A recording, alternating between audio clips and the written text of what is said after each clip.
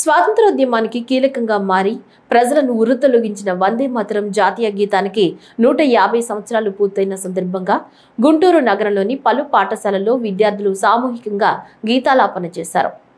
నగరంలోని పాటిబండ్ల సీతారామయ్య ఉన్నత పాఠశాలలో నిర్వహించిన కార్యక్రమంలో బీజేపీ అధికార ప్రతినిధి వల్లూరు జయప్రకాష్ పాల్గొని వందే మాతర ప్రాశస్త్యాన్ని విద్యార్థులకు వివరించారు.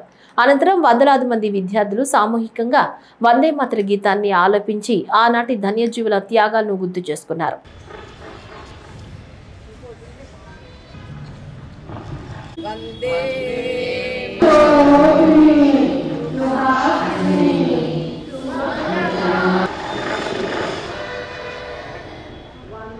Amen.